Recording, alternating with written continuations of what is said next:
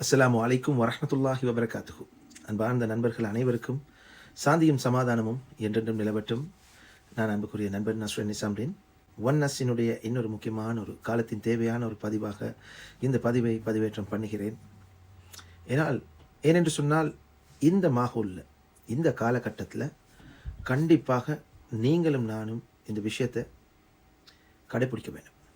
அதுதான் எங்களுடைய இன்றைய நவீன உலகத்தில் இந்த சோஷியல் மீடியாக்களில் பயணிக்கக்கூடிய நாங்கள் எங்களுடைய மனைவி, பிள்ளைகள், குடும்பத்தவர்களுடைய ஃபோட்டோக்களை எந்த காரணத்தை கொண்டும் பதிவேற்றம் பண்ணக்கூடாது. எங்களுடைய வாழ்க்கையில் இன்று சோஷியல் மீடியான்றது இன்றியமையாத ஒன்றாக இருக்கிறது. ஒரு அத்தியாவசிய விஷயமாக மாறிவிட்டது.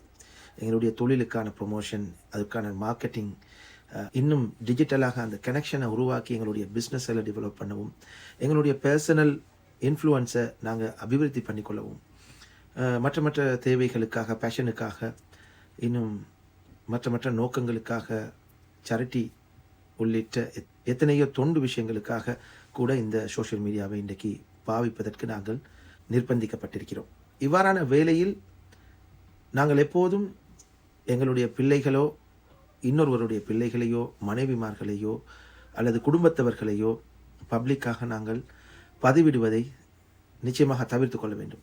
இதை முதலாவதாக எனக்கும் கூறிக்கொண்டு தான் உங்களுக்கும் நான் அதை ஒரு உபதேசமாக கூறுகிறேன். காரணம் என்னென்று சொன்னால், இன்றைக்கி நாங்கள் போடக்கூடிய ஒரு பதிவு அதை பிடிக்காமல் பொறாமையின் காரணமாகவோ, காழ்ப்புணர்ச்சியினாலோ, எங்களுடைய கருத்தால் வெல்ல முடியாத அந்த தோல்வியை ஒத்துக்கொள்ள முடியாமலும், சிலர் வாதத்தால் வெல்ல முடியாமலும், அல்லது ஆதாரங்களோடு நிரூபிக்கப்படக்கூடிய சில விஷயங்களை அதை சகித்து கொள்ளவும் முடியாமலும் எங்களை பழிவாங்க நினச்சி இறுதியில் இவ்வாறான கேவலமான விஷயங்களை செய்ய முனைகிறாங்க. அதில் எங்களுடைய மனைவி, பிள்ளைகளை போட்டு, குடும்பங்களை போட்டு சீரழிக்க நினைக்கிறாங்க. ஃபேக் பேஜுகளை போட்டுக்கொண்டு பிள்ளைகளை, மனைவியை, உம்மா, வாப்பா எல்லாரையும் சீரழிக்கும் ஒரு கேவலம் கெட்ட பழக்கத்தை சிலர் செய்கிறாங்க. இது அவங்களுடைய கெட்ட தவறான பழக்கங்களில் அவர்கள் ஈடுபடுவதற்குரிய அடையாளம்தான். இது உண்மையில் ஒரு முனாஃபிக்குடைய அடையாளம். முன்னால் நல்லவர்களாக கதைத்து பேசி எல்லாம் செய்துவிட்டு பின்னால் வாட்ஸ்அப் மெசேஜிலும், ஸ்டேட்டஸிலும், கொமெண்டிலும், இன்னும் இதர பதிவுகளிலும் கேவல கெட்டவர்களாக நடந்து கொண்டு அதுக்கு பிறகு ஒரு கட்டத்தில் அதையெல்லாம் அழித்துவிட்டு மீண்டும் ஒன்றுமே நிகழாதது போல நல்லவர்கள் போல நடித்து திரியும் பலரை எங்களால் காணக்கூடியதாக இருக்கிறது. அதில் அப்படியாப்பட்டவர்களிலிருந்து நாங்கள் சற்று ஒதுங்கி இருப்பது எங்களுக்கு நிம்மதி. சமூக விஷயத்தில் பல விஷயங்களை நாங்கள் விமர்சித்திருப்போம், கண்டித்திருப்போம், சில விஷயங்களை தெளிவுபடுத்த முனைஞ்சிருப்போம். அவ்வாறான விஷயங்களில் எங்களோடு பிரச்சனை என்றால் எங்களோடு மோத வேண்டும். அதுதான் ஒரு வீரமுள்ள ஆம்பளை கழகு. ஆனால் இன்று தூரதிஷ்ட கேவலம் அந்நிய சமூகங்கள் பார்த்து சிரிக்கும் நிலை. ஒரு கலிமாவை ஏற்றுக்கொள்ளாத ஒரு காஃபிர், ஒரு முஸ்லீம் இல்லாதவர்கள், அந்நிய மதத்தவர்கள் கூட இஸ்லாம் மதத்தில் உள்ள வெறுப்பாலோ, எங்கள் மீதுள்ள வெறுப்பாலோ செய்ய நினைக்காத ஒரு விஷயத்தை சிலர் செய்கின்றார்கள். பொண்டாட்டிமாருடைய ஃபோட்டோக்களை திருடி எடுத்து யாரோ முனாஃபிக் வேலை செய்து அதற்கு உறுதுணையாக இருந்து இப்படியான பாவங்களில் பங்கெடுக்கக்கூடிய ஒரு கூட்டம் இன்று சாதாரணமாக இன்று இருந்து கொண்டிருக்கிறது. எனவே தான் அன்பானவர்கள், இப்படிப்பட்ட விஷயங்களிலிருந்து நாங்கள் தூர விலகி நடந்து கொள்வோம். ஏனென்றால் அவர்களுக்கு நீதி, நியாயம், இந்த வெக்கம், ரோஷம், மானம் எதுவும் இல்லாதவர்களாக இருக்கிறார்கள். ஒருவர் ஒரு தவறை செய்து விட்டார்னு சொன்னால் அவரை தவறை சுட்டிக்காட்டி கண்டிக்க வேண்டும். அவர் செய்த தவறை போட்டு காட்டியோ ஆதாரபூர்வமாகவோ உங்களுக்கு அதை டீல் பண்ணி கொள்ளலாம். ஆனால் அதை விட்டு அவங்களோட குடும்பங்களை இருக்கிறது, அது உண்மையிலேயே ஒரு கோழையின் செயல். இப்படிப்பட்ட கோழைகளை நீங்கள் சோஷியல் மீடியாவில் நீங்கள் எதிர்வு கொண்டா கட்டாயம் அவங்களுடைய சேனலுக்கு ரிப்போர்ட் பண்ணுங்கள். அந்த மாதிரி பதிவுகளை பார்த்துட்டு சிரிச்சுட்டு போயிடுவாங்க. யாருடைய பெண்மணியாக இருக்கட்டும், யாருடைய மனைவியாக இருக்கட்டும், யாருடைய உம்மாவாக இருக்கட்டும், யாருடைய சகோதரியாக இருக்கட்டும், சகோதரர்களே, இஸ்லாமியவர்கள், கலிமா மொழிந்தவர்கள் என்றால் அவர்கள் எல்லோரும் எங்களுடைய குடும்பம் என்று நினையுங்கள். யாரோ ஒருவனோடு இருக்கும் கோபத்துக்கு அவனுடைய மனைவியையோ அவனுடைய பிள்ளையையோ போட்டு பழி வாங்குவதை தயவு செய்து யாரும் அனுமதிக்காதீர்கள். அவனிடத்தில் 1000 பிள்ளை இருக்கலாம், அவனுக்கு மார்க்கத்தில் தெளிவில்லாமல் இருக்கலாம், அவன் செய்தது தவறாக இருக்கலாம். அதற்காக அவனுடைய குடும்பம் பழி இல்லை. ஒருவனோடு இருக்கும் பகைக்கு அவனுடைய குடும்பத்தை பழிவாக்கும் அந்த கேவலம் கெட்டவனை கண்டிப்பாக நீங்கள் ரிப்போர்ட் பண்ணி அந்த பேஜில் இல்லாமல் ஆக்கிறதுக்குரிய முயற்சிகள் எடுங்க. ஏன்னா எங்களுடைய அனுபவத்திலும் எங்களுக்கு எத்தனையோ விஷயங்களில், சமூக பயணத்தில் சில விஷயங்களை விழிப்புணர்வுக்காக நாங்கள் பதிவிட்டோம், சில உண்மைகளை தெரிவித்தோம். அதுக்காக பல அதிபயங்கரமான சூழ்நிலைகளை நாங்கள் எதிர்கொண்டோம். ஆனாலும் அல்ஹம்துலில்லாஹ் அல்லாஹ் கைவிடவில்லை. என்னுடைய மனைவி பிள்ளைகளுடைய ஃபோட்டோக்களை போட்டு அந்த பேஜை கம்ப்ளைண்ட் பண்ணின உடனே அந்த பேஜ் அழிக்கப்பட்டது. அதே நேரம் அவங்களுக்கு எதிராக டிஃபமேஷன் வழக்கு போட்டு அண்மையில் என்னுடைய தாயை பற்றி கூட அவதூறு கதைச்சி, என்னை பற்றி கூட முழு உலகத்திலும் உள்ள எல்லோருக்கும் தெரியும் தீவிரவாதத்துக்கு எதிரான கருத்துக்களை நான் முன்வைத்து வருகிறேன். தீவிரவாதத்தை முற்றாக எதிர்க்கிறேன். அந்த ஐசிஸ் சித்தாந்தத்தை முற்றாக எதிர்க்கிறோம். அப்படிப்பட்ட எங்களை இனவாதம் பேசும் ஞானசார போன்றவர்களையும் மக்களை நோவினை செய்த கோத்தாபே போன்றவர்கள் காலத்தில் இருந்து இந்த சமூகத்துக்கு நாங்கள் அதற்காக மக்களுக்காக, ஒடுக்கப்பட்ட மக்களுக்காகவும் அநியாயம் இழைக்கப்பட்ட மக்களுக்காகவும் தான் நாங்கள் பேசி வருகிறோம், செயல் திட்டங்களை அமுல்படுத்தி வருகிறோம், எல்லாம் செஞ்சு கொண்டிருக்கிறோம். இது முழு உலகமுமே அறிந்த உண்மை. அப்படிப்பட்ட எங்களையே சித்தரித்து ஐசிஸ் தீவிரவாதத்தை இலங்கையில் பரப்புபவர்களாகவும் என்னுடைய தாயை மூடி வைத்து அநியாயம் பண்ணி கொண்டிருப்பவனாகவும் கூட அண்மை காலத்திலும் கூட அப்படி பரப்பியிருந்தார்கள். அதை செய்பவர்கள் நிச்சயமாக அவர்கள் யார் என்று தான் காட்டுகிறார்கள். தவறான போதை பழக்கத்துக்கு அடிமையாகி ஏதோ செய்து விட்டார்கள் என்று நாங்கள் விட்டுவிட்டோம். இல்லை என்றால் டிஃபமேஷன் போட்டால் அவர்களுக்கு எதிராக ஒரு 25-30,000 சல்லியை செலவழித்து வழக்கறிஞர்களை பிடிச்சி வழக்கு தொடர்ந்திருந்தால் அவர்களுடைய குடும்பத்திலிருந்து அவர்கள் பிரிந்து சிறைச்சாலையிலிருந்து அவர்கள் வேதனைப்படுவார்கள். அவர்களுடைய குடும்பத்தை நாங்கள் தண்டிக்கக்கூடாது என்ற ஒரே ஒரு காரணத்துக்கு தான் எத்தனையோ பேர் சொல்லியும் கூட நான் அந்த நடவடிக்கையை எடுக்கப் போகவில்லை. ஆனாலும் சிலர் இன்னும் திருந்திய பாடு விளங்கவில்லை. ஏனென்றால் அவர்களையும் நல்லவர்களாக காப்பாற்ற ஒரு கூட்டம் இருக்கிறது. அவர்களுடைய தவறை சொல்லிக் கொடுத்து நீங்கள் ஏசுங்கள், பேசுங்கள், சம்பந்தப்பட்டவரோடு சண்டையிடுங்கள், ஆனால் அவர்களுடைய குடும்பத்தை இழுக்காதீர்கள், தூசணம் பேசாதீர்கள் என்று அந்த உலமாக்கள் என்று தங்களை அடையாளப்படுத்தக்கூடியவர்களும் கூட இந்த நியாயங்களை ஏன் இப்படிப்பட்டவர்களுக்கு சொல்லிக் கொடுக்கிறார்கள் இல்லை என்பதுதான் மிகவும் வேதனையான ஒரு விஷயம். எதைப்படியோ இதை யாரையும் விரல் காட்டி குறித்து சொல்லக்கூடிய ஒரு விஷயம் அல்ல. ஆனால் அதில் ஒன்று பாருங்கள், இந்த அவதூறு பரப்பக்கூடியவர்களுடைய நிலைமையை பாருங்கள். அல்லாஹ் தஆலா காலத்துக்கு காலம் அவர்களை யாரையாவது வைத்து கேவலப்படுத்தி கொண்டே இருப்பார். இன்னத்தருடைய உம்மாவை இழுத்து, இன்னத்தருடைய சகோதரியை இழுத்து, பெண்மணிகளை இழுத்து, பிள்ளைகளை போட்டு எவன் ஒருவன் சீரழிக்கிறானோ அவனுக்கு அதே பாணியில் அல்லாஹ் தஆலா அதே தண்டனையை அவனுக்கு வழங்கி கொண்டே இருப்பான். இதுதான் நியதி. யார் யாரோ அவர்களை சீரழித்து கொண்டு இதே போராட்டத்தில் தான் அவர்களுடைய வாழ்க்கை கழியும். இப்படித்தான் நாங்கள் என்னதான் நல்ல முறையில் பேசினாலும் நல்ல முறையில் எடுத்து சொன்னாலும் சிலருக்கு இந்த அவதூறு பரப்புறது அதுதான் இலகுவான ஒரு விஷயம் ஆகிக்குது. அவர்கள் நினைக்கிறார்கள் இந்த அவதூறை பேசி இவனுக்கு ஏசி விட்டால், கதைத்து விட்டால் இவன் வாயை மூடி விடுவான்.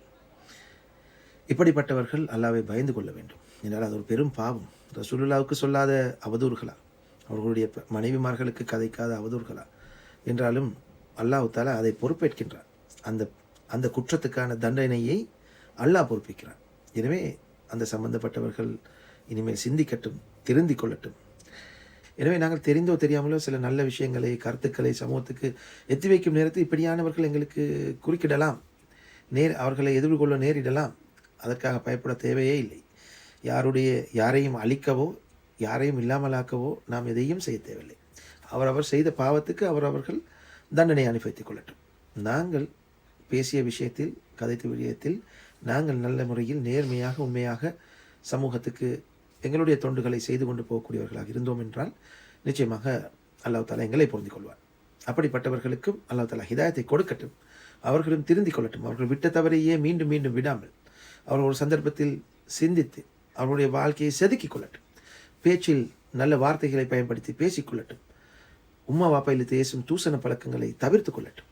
அடுத்தவர்களுடைய பெண்களுடைய விசேஷமாக மானத்தை வாங்காமலும் அதை வாங்குவதற்கு காரணமாகவும் இருந்து விடாமலும் அவர்களை பாதுகாத்துக் கொள்ளட்டும். அல்லாஹ் தஆலா அருள் செய்யட்டும் இன்ஷா அல்லாஹ். சமூகத்துக்காக பேசுவதற்கும் கதைப்பதற்கும் சிந்திப்பதற்கும் பல நூற்றுக்கணக்கான பிரச்சனைகள், சிக்கல்கள் பிணைந்திருக்கிறது. எனவே இப்படிப்பட்ட வீண் சண்டைகளில் போய் நாங்கள் மூக்கை நுழைப்பது எங்களுடைய நோக்கம் அல்ல. எது எப்படியா இருந்தாலும் நடந்த விவகாரங்கள் எல்லாவற்றையும் இந்த சமூக வலைத்தளத்தில் உள்ளவர்கள் எல்லோரும் உற்று நோக்கி கொண்டு தான் இருக்கிறார்கள். அவர் என்ன பேசுகிறார், இவர் என்ன பேசுகிறார், அவர் என்ன செய்தார், இவர் என்ன செய்தார், எல்லாம் அப்பட்டமாக தெளிவாக மக்கள் விளங்கி கொண்டு தான் இருக்கிறார்கள். இனிமேலும் யாராக இருந்தாலும் தயவு செய்து இந்த சோஷியல் மீடியாவில் யாருடையவும் மனைவி, பிள்ளைகள், உம்மா வாப்பாவை இழுக்காம சம்பந்தப்பட்டவரோட பிரச்சனையா நீங்கள் சண்டை பிடிச்சி கொண்டு சீரழிஞ்சு எக்கேறு சரி கெட்டு போகும். ஆனால் அந்த பெண்கள் பாவம், அவங்கள இழுக்காதீங்க. அவங்களுக்கு மார்க்கம் தெரியும். அவங்களுக்கு நாளை மறுமையில் சொர்க்கம் இருக்கிறது, நரகம் இருக்கிறது, நான் இப்படி நடந்தால் இப்படி விஷயங்கள் இருக்கிறது, மார்க்கம் என்று எல்லோருக்கும் தெரியும். தெரிந்தும் சிலர் வந்து தாண்டோடித்தனமாக இருக்கிறார். யாரையும் யாராலும் திருத்திவிட முடியாது. ஆனால் நாங்கள் எங்களுடைய கண்ணியத்தையும் மரியாதையும் காத்துக்கொள்ள நாங்கள் கொஞ்சம் பாதுகாப்பாக இருந்து கொள்வோம். எங்களுடைய மனைவி, பிள்ளைகள், குடும்பத்தவர்களுடைய ஃபோட்டோக்களை, வீடியோக்களை பகிரங்கமாக போடுவதிலிருந்து தவிர்த்து கொள்வோம். அதே நேரத்தில் முஸ்லீம் குடும்பத்திலிருந்து வரக்கூடிய சகோதரிகள், தயவு செய்து உங்களுக்கு என்ற ஒரு எதிர்காலம் இருக்கிறது இல்லையா, அந்த எதிர்காலம் நல்ல வளமாக உங்களுடைய கணவரோடு பிள்ளைகளோடு சந்தோஷமாக நீங்கள் வாழ வேண்டும். அப்போ இந்த இளமை பருவத்தில் திருமணம் முடிக்காத சில பிள்ளைகள் கூட டிக்டாக்கிலும் ஃபேஸ்புக்கிலும் வந்து நீங்கள் ஆடல் பாடல் அப்படின்னு சொல்லி ஒரு ஜஸ்ட் ஃபார் ஃபன்னுக்கு செய்கிறீங்க. இருந்தாலும் இதனுடைய விபரீதம் உங்களை பிடிக்காதவர்கள், உங்களை எதிர்க்கக்கூடியவர்கள், அல்லது இப்படி இதில் சுகம் கண்டவர்கள், அப்படி சுகம் கண்ட கூட்டம் ஒன்றும் இருக்கிறது. இப்படி அவர்களை கேவலப்படுத்தி அதில் சுகம் காணும் ஒரு கூட்டமும் இருக்கிறது. அப்படியான கூட்டங்களுக்கு நீங்கள் வழிவகுக்காமல் உங்களுடைய அழகையும் உங்களுடைய தோற்றத்தையும் உங்களுடைய கணவனுக்கே அர்ப்பணித்து ஒரு பாதுகாப்பாக இருந்து கொள்ளுங்கள் என்று அன்பாக எங்களுடைய சகோதரிமார்களுக்கு நாங்கள் கேட்டுக்கொள்ள வேண்டிய ஒரு காலம். அதே மாதிரி கணவர்மார்களும் உங்களுடைய பெண்களை, நீங்கள் என்ன வியாபாரம் செய்தாலும், என்ன உயர மட்டத்துக்கு போனாலும், இப்படி ஒரு நிலைமை நடந்து உங்களுடைய குடும்பத்தை யாரும் சீரழிப்பதற்கான வழிவகைகளை கொடுத்து நடக்காதீர்கள். அதை பாதுகாப்பாக இருந்து கொள்ளுங்கள். என்னதான் நீங்கள் முகத்தை மூடி போட்டாலும், மறைத்து போட்டாலும், பூக்களை போட்டு மறைத்தாலும் கூட அதையும் எடுத்து எங்களோடு இருக்கும் பகைமையை எங்கள் மனைவி பிள்ளைகளை வைத்து தீர்க்கக்கூடிய ஒரு கேவலம் கெட்ட பிறவிகள் இந்த உலகத்தில் இருக்கிறது என்பதை மறந்து விடாதீர்கள். அதற்கும் அப்படி செய்பவர்களுடைய குறையையும் மறைத்து நியாயம் எழுதக்கூடியவர்களும் வருவார்கள். எனவேதான் நாங்கள் கவனமாக இருந்து கொள்ள வேண்டிய ஒரு நிலைமை இருக்கிறது என்பதை தான் இந்த வீடியோவினூடாக அன்பாக வேண்டிக் கொள்கின்றேன். இது மக்களுக்கான ஒரு விழிப்புணர்வு மட்டுமே. யாரையும் தாக்குவதோ யாரை பற்றியும் இங்கே ஜட்ஜ்மெண்ட் வழங்குவதோ எங்களுடைய நோக்கம் இல்லை. படைத்த ரப்பு அவரவர் எண்ணத்துக்கேற்ப செயலுக்கேற்ப கூலிகளை வழங்குவான். நிச்சயம் அந்த நியாயம் தர்மத்தை அந்த மறுமை நாளையில் நிறைவேற்றுவான். யாருடைய மனைவி பிள்ளைகளை குடும்பங்களை சீரழித்தவன் எவனாக இருந்தாலும் அவனுக்கான தண்டனை பாதிக்கப்பட்டவர்கள் மன்னிக்காத வரையில் நிறைவேற்றப்படும் என்பதையும் கூறிக்கொண்டு இன்ஷா அல்லாஹ் இன்னொரு காணொலியில் சந்திப்போம். அதுவரை தொடர்ந்து இணைந்திருங்கள். எங்களுடைய சேனலை இதுவரைக்கும் சப்ஸ்கிரைப் பண்ணலன்னு சொன்னால், ஃபாலோ பண்ணலன்னு சொன்னால் ஃபாலோ பண்ணிக்கொள்ளுங்க. இன்ஷா அல்லாஹ் இன்னொரு வீடியோவில் சந்திக்கலாம். நான் நஸ்ரீன் நிசாமுதீன், ஐக்கிய ராஜ்யத்தின் லெஸ்டர்லேருந்து. அஸ்ஸலாமு அலைக்கும் வரஹ்மத்துல்லாஹி வபரகாத்துஹு. வணக்கம் நண்பர்களே.